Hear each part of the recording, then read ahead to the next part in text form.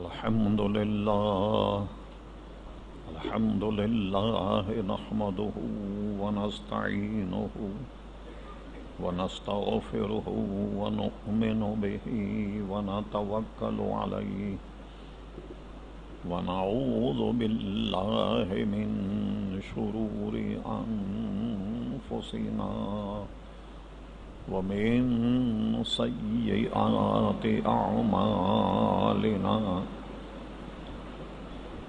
من يهده الله فلا مضل له ومن يضلله فلا هادي له ونشهد أن لا إله إلا الله وحده لا شريك له ونشهد أن سيدنا ومولانا محمدا عبده ورسوله أرسله بالحق بشيرا ونذيرا صلى الله تعالى على خير خلقه سيدنا محمد وآله وصحبه أجمعين أما بعد فأعوذ بالله من الشيطان الرجيم بسم الله الرحمن الرحيم. تھوڑا سا آگے آ جائیے، ادھر جگہ خالی، ادھر ہو جائیں، لوگ دھوپ میں بیٹھیں، اندر آ جائیے.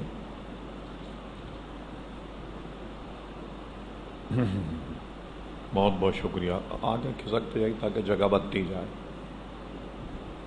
بسم اللہ الرحمن الرحیم. فلما بلغ معه السعي قال يا بني إني أرى في المنام أني أذبحك فانظر ماذا ترى قال يا أبت افعل ما تؤمر ستجدني إن شاء الله من الصابرين. صدق الله مولانا العظيم وصدق رسوله النبي الكريم. إن الله وملائكته يصلون على النبي يا أيها الذين آمنوا صلوا عليه وسلموا تسليما. اللهم صل على سيدنا ومولانا محمد معدن الجود والكرم وآله وبارك وسلم صلاة وسلاما عليك يا سيدي يا رسول الله. معزز علماء کرام، حاضرین مجلس، عزیز طلبہ، مختصر حمد و صلات کے بعد اس فقیر حقیر نے آپ حضرات کے سامنے قرآن مجید فرقان حمید کی ایک آیت مقدسہ تلاوت کرنے کا شرف حاصل کیا. قبل اس کے کہ متذکرہ آیت قرآنیہ کے تحت کوئی گفتگو کی جائے،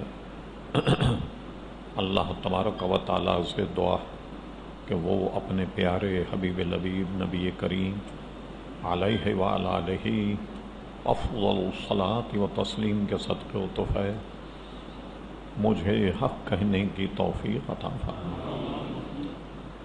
ہم تمام حاضرین کو اللہ تبارک و تعالیٰ حق سن کر حق کو قبول کرنے کی اور اس پر عمل کرنے کی توفیق عطا فرمائے. محترم حضرات، آپ کے علم میں ہے کہ عید الاضحیٰ قریب ہے. الحمدللہ ابھی لاکھوں مسلمان حج سے فارغ ہوئے ہیں. اور اپنے اپنے وطن واپس جا رہے ہیں۔ جب حج کا تذکرہ ہو اور قربانی کا تذکرہ ہو تو حضرت ابراہیم علیہ السلام کا ذکر جو ہے وہ لازم۔ حضرت ابراہیم علیہ السلام نے جس ماحول میں آنکھ کھولی وہ بت پرستی کا ماحول تھا، اور آپ نے جمعے میں ہمارے امام اور خطیب صاحب سے بھی کچھ اس گفتگو کا حصہ سماعت فرمائیے۔ حضرت ابراہیم علیہ السلام کے دو فرزند، ایک حضرت اسماعیل علیہ السلام اور ایک حضرت اسحاق علیہ السلام۔ حضرت اسحاق علیہ السلام سے سینکڑوں انبیاء کرام علیہ السلام تشریف لائے بنی اسرائیل سے، اور حضرت اسماعیل علیہ السلام سے آخری میں نبی کریم صلی اللہ تعالی علیہ وسلم تشریف لائے۔ وہ تمام انبیاء بنی اسرائیل تھے، اور حضور علیہ السلام بنی اسماعیل سے تنہا حضور ہی تشریف لائے۔ حضرت ابراہیم علیہ السلام نے جس ماحول میں آنکھ کھولی وہ بت تراش، بت خراش اور بت کی پرستش کا ماحول تھا۔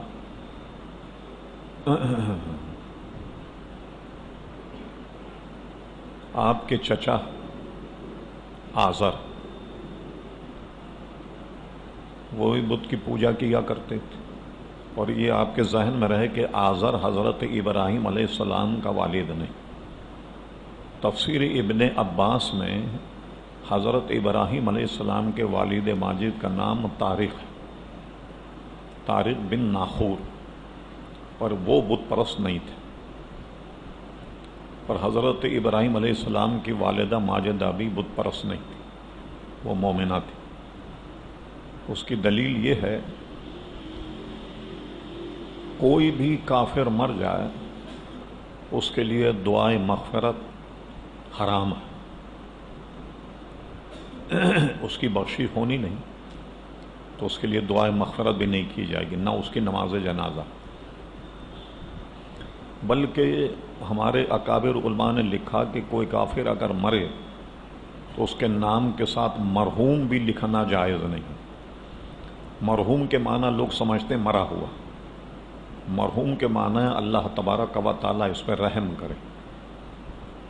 تو اللہ تعالیٰ کیسے رحم کرے گا جو اللہ تعالیٰ کا دشمن ہے؟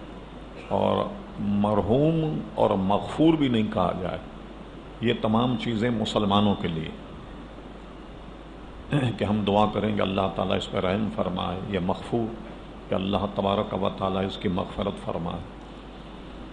کوئی کافر اگر مر جائے تو کبھی آپ دیکھیں اخباروں میں یہ لکھا ہوا آتا ہے، کوئی کافر اگر مر جائے یا اس کا تذکرہ ہو تو کہتے ہیں آ جہانی، پہلے تو ای جہانی تھے، اب آ جہانی ہو گئے، اب یہاں نہیں رہے، گیا۔ آ جہانی کا لفظ استعمال ہوتا ہے، مرحوم کا لفظ استعمال نہیں ہوتا۔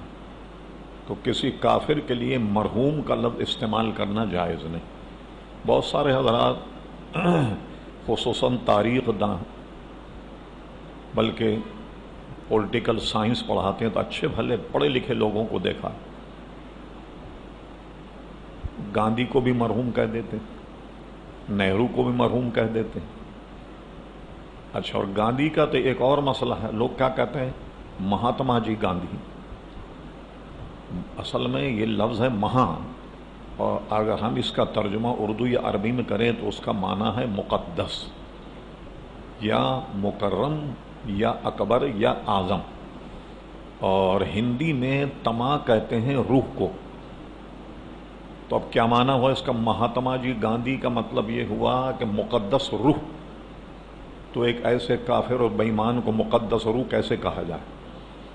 لیکن لوگ بیان کر دیتے ہیں، جب تقریر وغیرہ میں کبھی کوئی ہے پولیٹیکل سائنس پڑھایا جائے یا پاکستان کی تاریخ کا مسئلہ آئے، عموماً یہ کہہ دیا کرتے ہیں۔ اس سے ہم تمام مسلمانوں کو بچنا چاہیے کبھی کسی کو مرحوم یا مغفور نہیں کہنا چاہیے.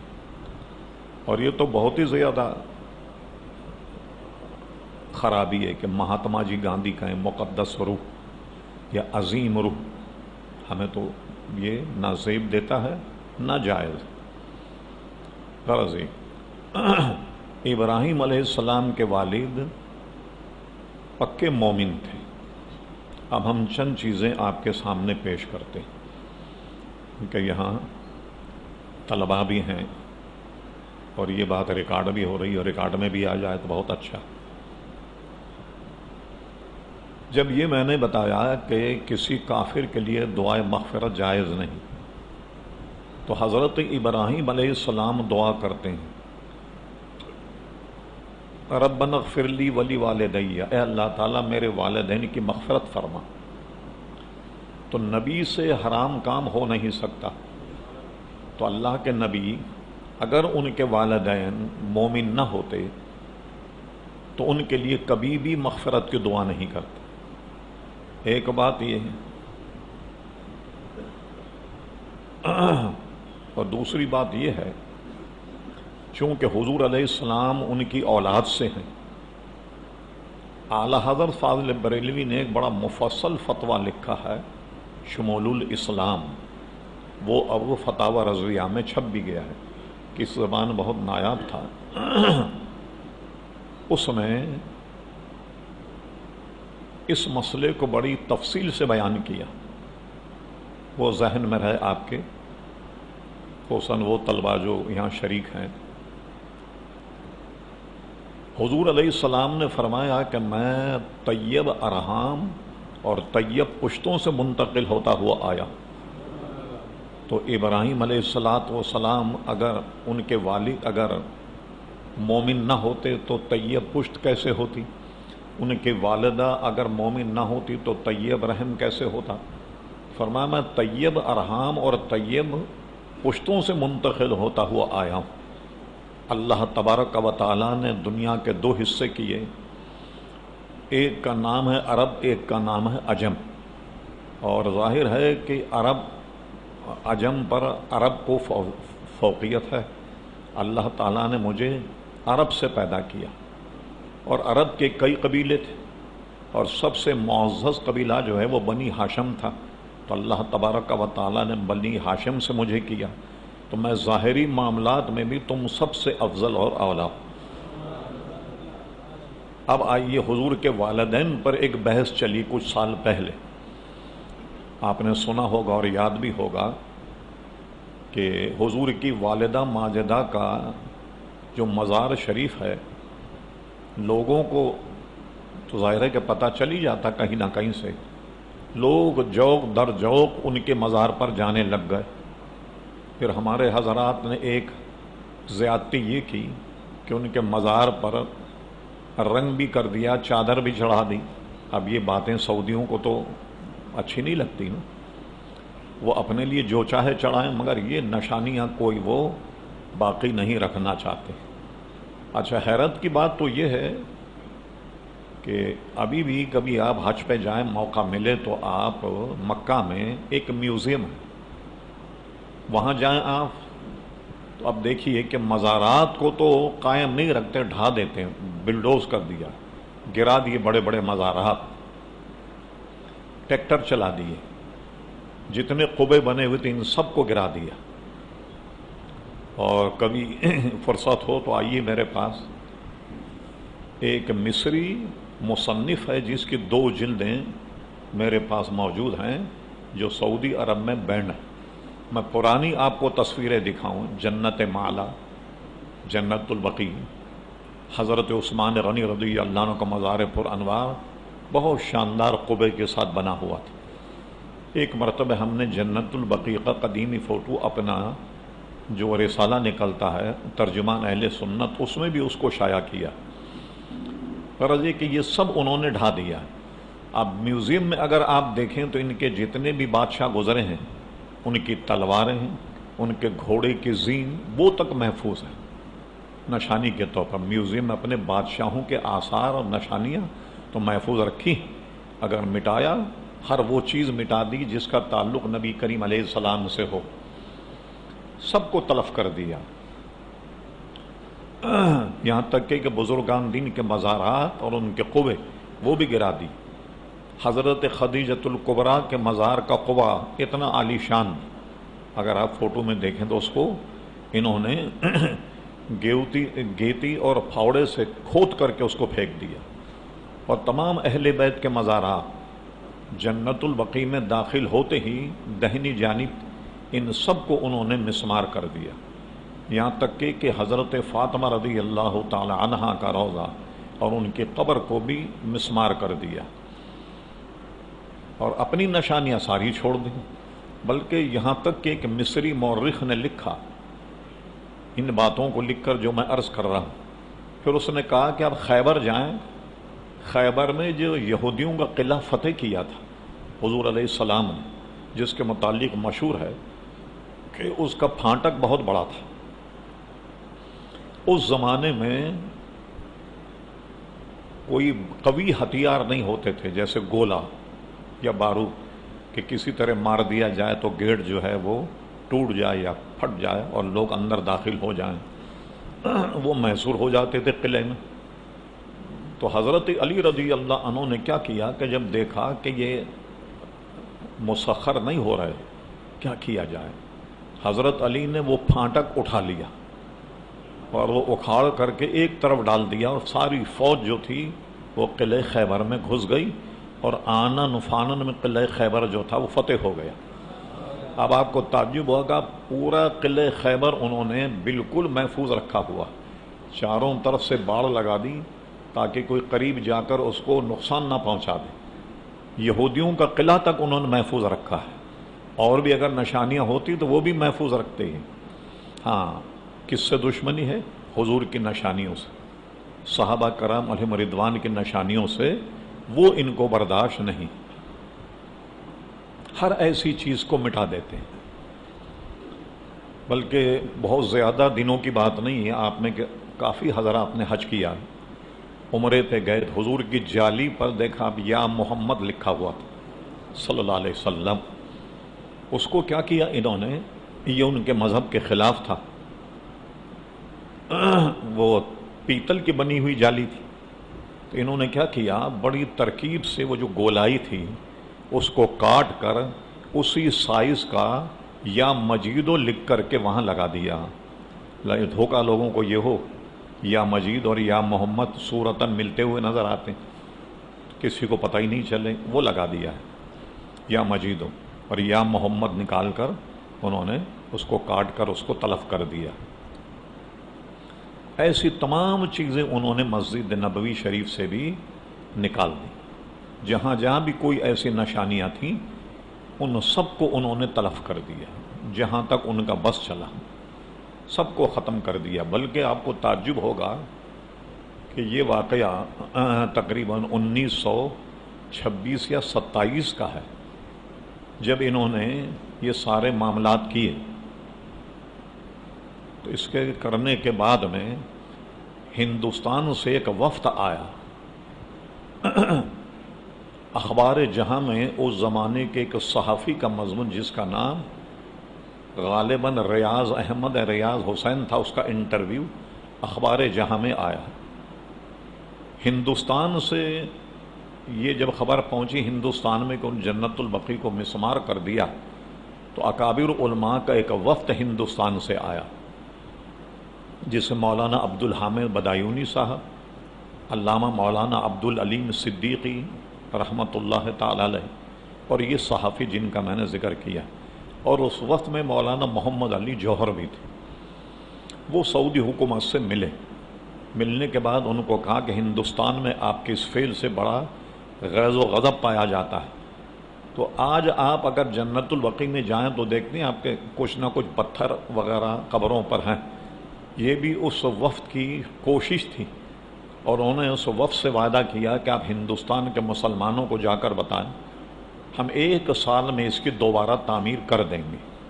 لیکن ایسا ہوا نہیں، چند پتھر وغیرہ رکھ دیے گئے، جس سے کہ سینہ بسینہ یہ سلسلہ چل رہا ہے کہ یہ کس کی قبر ہے، تو سب جانتے، کہ بھئی یہ فلاں صاحب کی قبر ہے. اسی طرح قبروں پر کچھ پتھر انہوں نے گاڑ دیے تاکہ یہ پتہ لگ جائے کچھ نشانی کے طور.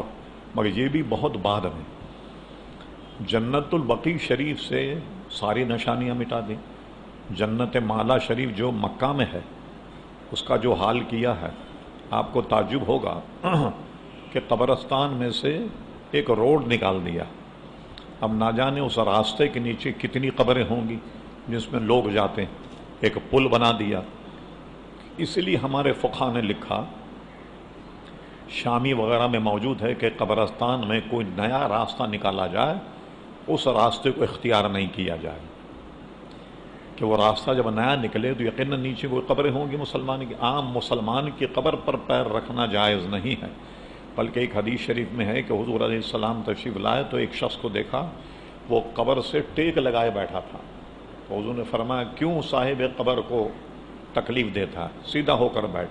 تو قبر سے ٹیک بھی نہیں لگایا جا سکتا. آج کل یہ ایک عام ہو گئی بات کہ قبرستان بھر گئے، جگہیں کم ہو گئیں. جب تدفین کے لیے جاتے ہیں خصوصاً گرمی جب ہو جائے، تدفین میں جو وقت لگتا ہے، کوئی بھی پختہ قبر ہو تو لوگ اس کے اوپر بیٹھ جاتے ہیں. حالانکہ یہ میت کو اذیت اور تکلیف دینے کے مترادف ہے. میت پر نہ قبر پر بیٹھا جائے نہ کسی کی قبر پہ پیر رکھا جائے. جب راستہ نہیں ملتا تو بغیر تکلف کے لوگ ایک دوسرے کی قبر پر پیر رکھتے ہوئے آگے چلے جاتے ہیں اپنے میت کی تدفین کے لیے. یہ جائز نہیں. جب بھی آپ جائیں یاد رکھیے کسی مومن مسلمان کی قبر پر پیر نہیں پڑنا چاہیے. نہ اسے ٹیک لگا کر بیٹھیں، نہ اس پہ پیر رکھیں، نہ اس کو پھلانگ کر کے جائیں. پیر رکھ کر کے پھلانگنا یہ جائز نہیں. ہمارے یہاں تو قبر کا اتنا ادب اور احترام رکھا گیا جو فقہا نے لکھا. غرض یہ ان ساری نشانیوں کو انہوں نے مٹا دیا اور یہودیوں کی نشانیاں جو ہیں ان کو باقی رکھا. کتنی محبت ہے دیکھیے ان سے. عام دنیا کے لوگوں نے اس کو محسوس کیا اور کالم لکھے، مضامین لکھے اس کے خلاف، اور اپنی نشانیاں ساری سنبھال کے رکھی ہوئی. اپنے بادشاہ کی گھوڑے کی زین یہ سب سنبھال کر رکھی ہوئی. وہ احتجار جو یہ باندھ کر کے یہاں رسی باندھتے ہیں ہے یہ بھی سنبھال کے رکھا ہوا. اب اندازہ لگائیے آپ کہ اپنی نشانیوں سے تو اتنی محبت، اور حضور علیہ السلام اور انبیاء کرام صحابہ کرام علیہ رضوان کی جو نشانیاں ہیں ان سے ان کو سخت نفرت. وہ کہتے ہیں کہ اس میں شرک پھیلتا ہے، شرک ہوتا ہے. اچھا اپنے بادشاہوں کی فوٹو دیکھیے آپ، بڑے قد آدم ہر جگہ لگی ہوئی، مکہ مکرمہ میں لگی ہوئی، مدینہ شریف میں لگی ہوئی، راستوں میں لگی ہوئی ہے. اس میں شرک نظر نہیں آتا. بڑی بڑی تصاویر اپنے بادشاہوں کی لگائے ہوئے ہیں، اس میں ان کو شرک کی بو نہیں آتی. مگر ہاں کوئی باعث برکت چیز ہو تو اس پہ آپ اگر ہاتھ لگائیں تو منع کرتے ہیں بلکہ مارتے ہیں. کہیں بھی پورے سعودی عرب میں آپ جو برکت کے مقامات ہیں کہیں بھی نہیں جا سکتے. تو حضرت آمنہ رضی اللہ تعالی عنہا کا جو مزار تھا اس کو انہوں نے کیا کیا، ایک بلڈور کے ذریعے سے اس پہ جو اس کو تعویذ کہتے ہیں نا ہم، جو قبر پہ بنا ہوا تھا، اس کو اس طریقے سے چھیل دیا اس پہاڑ، اور اس کے بعد سخت پہرا بٹھا دیا کہ اب تو راستے ہی میں پکڑ لیتے ہیں کہاں جا رہے ہیں. اگر آپ بتائیں کہ حضرت آمنہ کے مزار پہ جا رہے ہیں روک کے آپ کو واپس کر دیتے. یعنی قبر پر حاضری بھی آپ نہیں دے سکتے. تو جس زمانے واقعہ ہوا اس زمانے میں یہ سلسلہ نکلا اور یہ شوشہ بھی سعودی عرب نے چھوڑا. بھائی جب وہ مومن ہی نہیں تھے تو آپ ان کے مزار پہ کیوں جاتے ہیں؟ اب اس زمانے میں یہ بحث چلی کہ حضور کے والدین ماجدین مومن ہیں یا نہیں. آپ یہ ذہن میں رکھیے، ہم اہل سنت و جماعت کا یہ یقین ہے کہ حضور کے والدین ماجدین یہ مومن، اور اوپر حضور علیہ السلام کے بعد حضرت ابراہیم علیہ السلام تک جتنے بھی حضرات گزرے ہیں یہ سب کے سب مومن. حضور علیہ السلام کی والدہ ماجدہ بھی مومنہ. ایک اور روایت میں ہے، اگرچہ وہ ضعیف ہے لیکن ابن کثیر نے اس کو نقل کیا، دوسرے علماء نے بھی نقل کیا، اور وہ یہ ہے کہ حضور علیہ الصلاۃ والسلام جب حج پر جا رہے تھے، آخری حج جب آپ نے کیا، حجۃ الوداع کے موقع پر اللہ تعالیٰ سے اجازت چاہی کہ میں اپنے والدین کے قبروں پر جانا چاہتا ہوں. اللہ تعالیٰ نے اجازت دے دی. اور روایت یہ ہے جس سے لوگ فائدہ اٹھاتے ہیں، حضور چلے تو گئے، ان کے لیے دعائے مغفرت کرنی چاہیے تو اللہ تعالیٰ نے روک دیا. اچھا، ہمارے پاس جو روایت ہے وہ یہ ہے، حضور علیہ السلام نے والدین ماجدین کو زندہ کیا، زندہ کرنے کے بعد انہیں اپنا کلمہ پڑھایا، اور اس کے بعد پھر اللہ تعالیٰ نے ان پر موت طاری کر دی. اب بحث یہ چلی کہ مغفرت کے لیے کیوں روک دیا گیا اللہ تعالیٰ نے؟ اس کا جواب کئی طریقے سے دیا گیا. اللہ تعالیٰ نے فرمایا میرے حبیب آپ ان کے لیے دعا مغفرت اس لیے نہ کیجئے، لوگوں کو جانے کیا شبہ ہو کہ ان سے کون سا گناہ ہوا جس کی مغفرت حضور علیہ السلام نے چاہی. ایک بات. دوسرا یہ کہ جب وہ مومن تھے تو انہیں زندہ کیوں کیا گیا؟ جب حضور کی والدہ ماجدہ یا والد ماجد کا جب وصال ہوا، اس وقت تک حضور علیہ السلام نے اعلان نبوت نہیں کیا تھا. تو علماء نے ایک جواب یہ دیا کہ انہیں زندہ کرنے حکمت یہ تھی کہ وہ جاگ جائیں اور حضور علیہ السلام کی زیارت کریں اور حضور کلمہ پڑھیں، تاکہ ان کا شمار حضور کے صحابہ میں ہو جائے. اور صحابیت کا مقام کتنا بلند ہے، سبحان اللہ. فرمایا کوئی غیر صحابی ایک مد جو بلکہ احد پہاڑ کے برابر سونا اللہ کے راہ میں خیرات کرے، تو ایک صحابی ایک مد جو اللہ کے راہ میں خیرات کرے. مد ایک پیمانہ تھا، تقریباً 1 کلو یا 1 سیر کا یا 1.25 سیر کا ہوتا. تو سونے کا پہاڑ اس درجے کو نہیں پہنچے گا جو کہ صحابی نے 1 سیر جو اللہ تعالیٰ کی بارگاہ میں خیرات کیا. تو کتنا مرتبہ ہے. بلکہ فرمایا جس نے مجھے دیکھا وہ جنتی، اور جس نے مجھے دیکھنے والے کو دیکھا وہ بھی جنتی. یعنی صحابی بھی جنتی اور تابعی بھی جنتی. جن آنکھوں نے مجھے دیکھا ان آنکھوں کو دیکھنے والوں کو جس نے دیکھا وہ بھی جنتی. تو صحابیت کا مقام کتنا بلند ہے. اب آئیے اس کے بعد میں کیا ہوا کہ اللہ تبارک و تعالیٰ نے ان کے زندہ کرنے میں حکمت یہ تھی کہ شرف صحابیت سے یہ مشرف ہو جائیں. سمجھ رہے ہیں آپ بات؟ یہ جواب علماء نے دیا. اب کئی اس میں بحث نکل چلی. چلیے ہم اس کو بھی زیر بحث لاتے ہیں کہ ریکارڈ ہو جائے اور یہ ریکارڈ میں آ جائے یہ بات. سب سے بڑی لوگوں پر دلیل یہ ہے کہ فقہ اکبر امام اعظم ابو حنیفہ کی تصنیف ہے. امام اعظم نے اس میں کہیں یہ لکھا مات علی الکفر، ان کا انتقال حالت کفر میں ہوا. یہ عبارت پیش کی جاتی ہے. ایک جواب علماء نے یہ دیا کہ اس میں تحریف ہوئی ہے فقہ اکبر میں. اصل میں یہ تو نہیں مات علی الکافرین کہ وہ کافر مرے. مات علی الکفر کا معنی ہم یہ کریں گے کہ زمانے کفر میں ان کا انتقال ہوا. بلکہ یہ نہیں کہا مات علی الکافرین کا انتقال کفر پر ہوا، نہیں، زمانے کفر میں ہوا. ایک بات. دوسری دلیل یہ ہے کہ ملا علی قاری رحمۃ اللہ علیہ نے حضور کے والدین کے ماجدین پر کفر کا قول کیا. اب یہاں تشویش ہوئی کہ اتنا بڑا اہل سنت کا امام اور حضور علیہ السلام کے والدین ماجدین کی تکفیر کر رہا. تو یہ بھی بات آپ کے ذہن میں رہے. ان میں سے کوئی شک نہیں کہ ملا علی قاری بہت بڑے عالم تھے، بہت بڑے فاضل تھے، بڑا کام انہوں نے کیا اپنے زمانے کے، وہ مجدد بھی تھے. میں باوثوق طریقے سے بتاتا ہوں آپ کو کہ ملا علی قاری نے لکھ تو دیا، لیکن ملا علی قاری کا رجوع شفا شریف کی شرح میں موجود ہے کہ ملا علی قاری نے اپنے قول سے رجوع کر لیا تھا. اسی طرح نبراس میں بھی ایک عبارت ایسی موجود ہے کہ جس سے پتہ لگتا ہے کہ ملا علی قاری نے رجوع کر لیا تھا. اچھا، ملا علی قاری کا رجوع تو علماء تک پہنچ گیا، لیکن افسوس یہ ہے کہ ملا علی قاری کا رجوع علامہ محمود آلوسی کو نہیں پہنچا.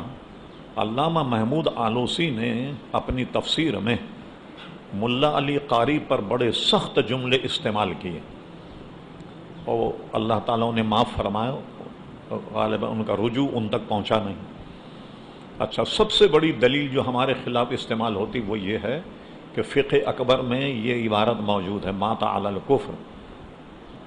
موجودہ زمانے کے بہت بڑے عالم دین جو مکہ میں رہتے تھے، حرم شریف میں درس دیتے تھے، ابھی چند سال پہلے ان کا انتقال ہوا، مولانا سید علوی مالکی رحمۃ اللہ علیہ، انہوں نے کتاب لکھی ہے ذخائر محمدیہ، وہ عربی میں بھی ہے، اردو میں بھی اس کا ترجمہ لاہور سے چھپا۔ اس میں ایک جگہ وہ لکھتے ہیں، کتاب موجود ہے میرے پاس، کہ میں مدینہ شریف گیا اور وہاں کے قدیم کتب خانے میں نے فقہ اکبر کو تلاش کیا۔ فقہ اکبر کو نکال کر جب میں نے پڑھا، اس میں نے یہ عبارت نہیں پائی مات علی الکفر، یہ عبارت نہیں پائی، یا تو کسی نے اضافہ کر دیا اس میں یا کوئی گڑبڑ ضرور ہوئی۔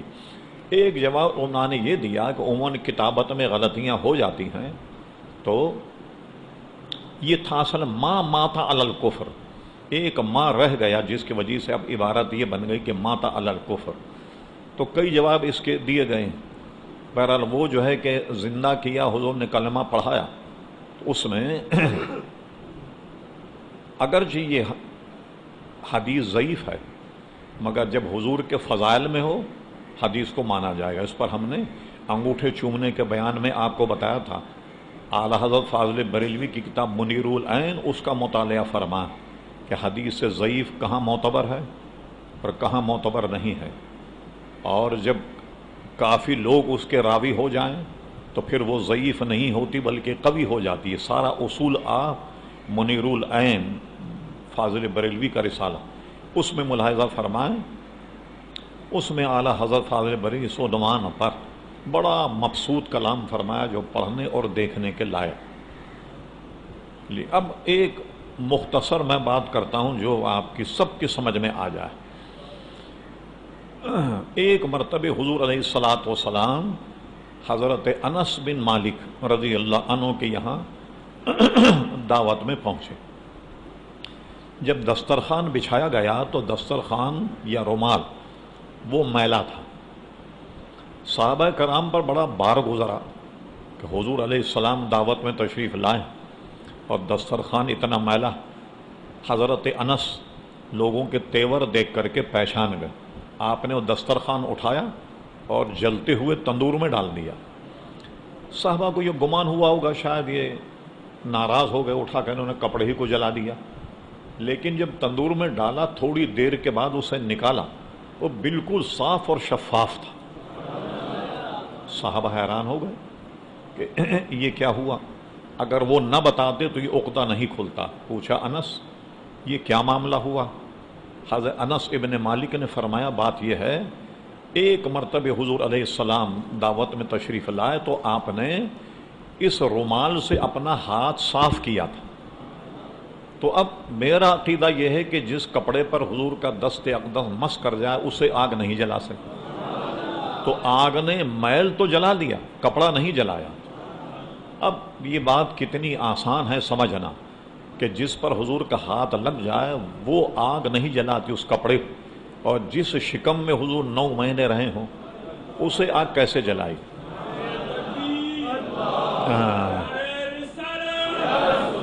اور جن پشتوں میں حضور علیہ السلام منتقل ہوتے آئے اسے آگ کیسے جلا سکتی؟ فرض یہ کہ ہمارا بہرحال اعتقاد اس معاملے میں یہ ہے کہ حضور کے والدین ماجدین یہ دونوں مومن تھے، اور یہ روایت غلط ہے یا صحیح اللہ بہتر جانے۔ ہوا یہ کہ حضرت عبداللہ حضور کے والد ایک سفر میں تشریف لے گئے تھے مدینہ شریف، تو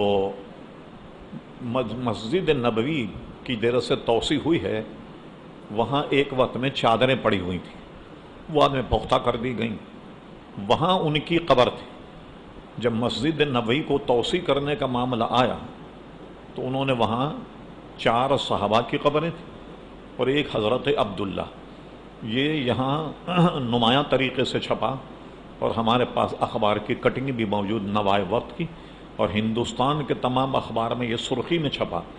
جب حضور کے والد کی قبر کھودی گئی تاکہ اسے نکال کر کہیں اور دفنا دیا جائے تو ان کا جسم بالکل تر و تازہ تھا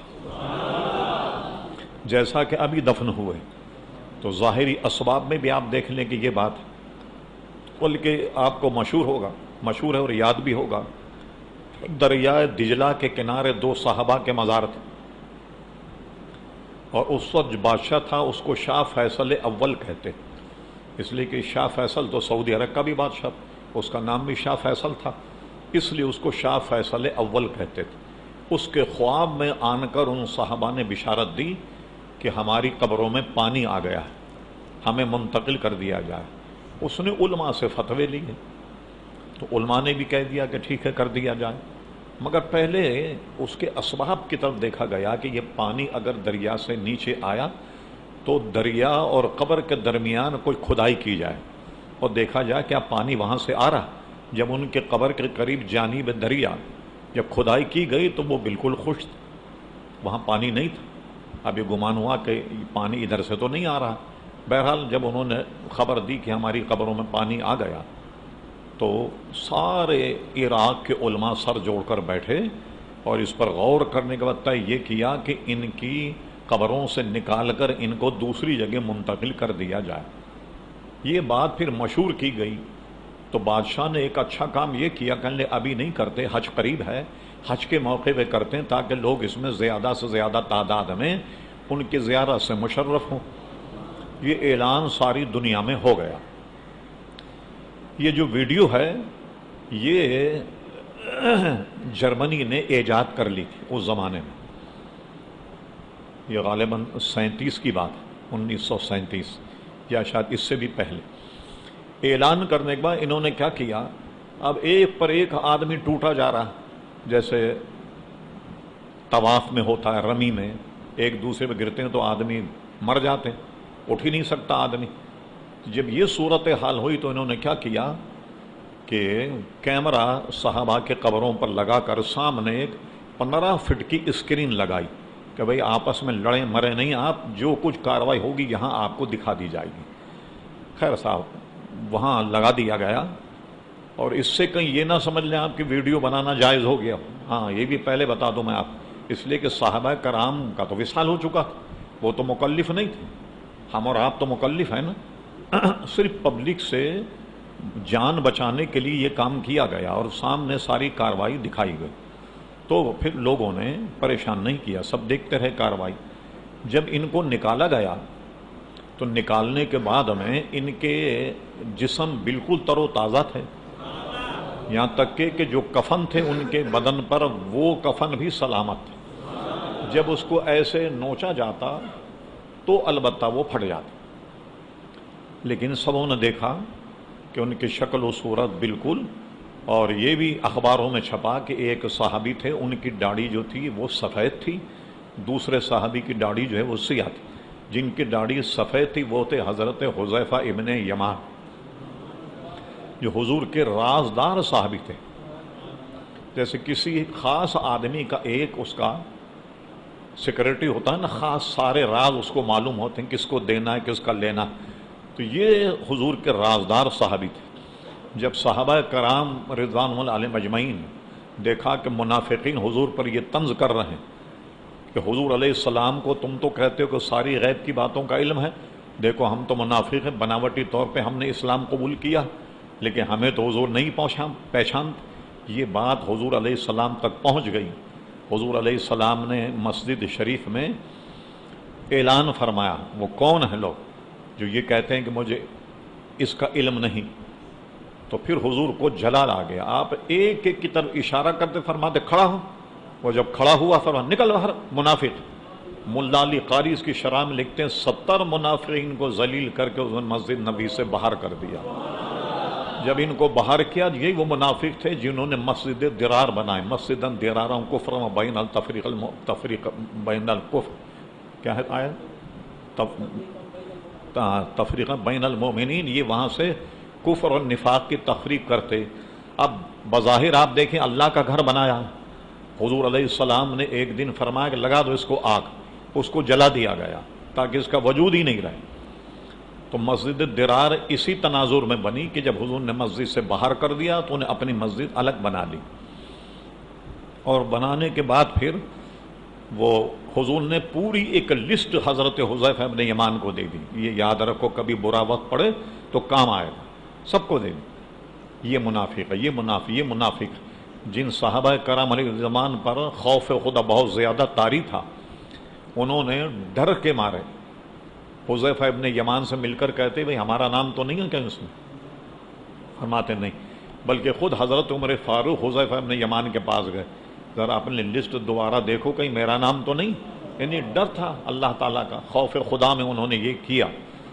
تو وہ دو جو تھے ان کی بھی میتیں بالکل صحیح سلامت نکلیں۔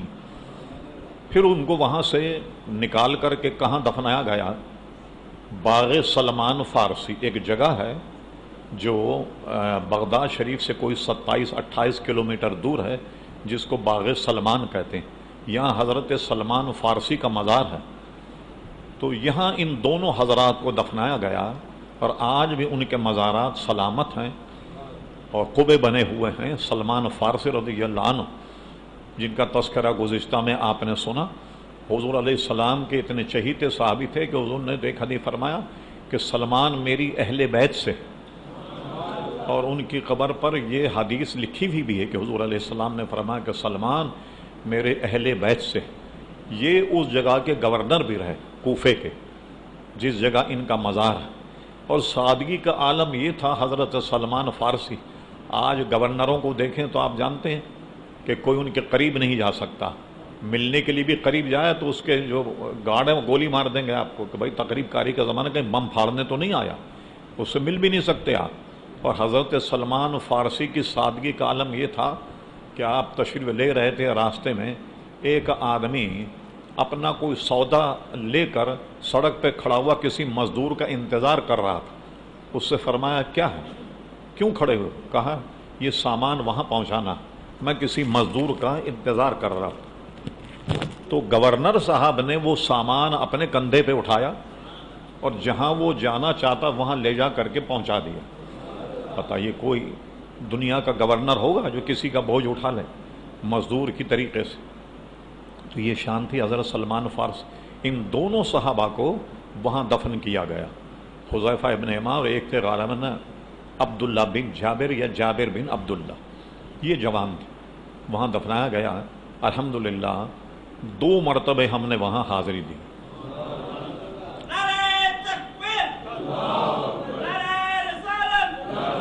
جرمنی کمپنی نے جب ان کی فلم بنائی اور اس کو انہوں نے جگہ جگہ ریلیز کی تو اس کو دیکھ کر کے لاکھوں یہودی اور عیسائی مسلمان ہو۔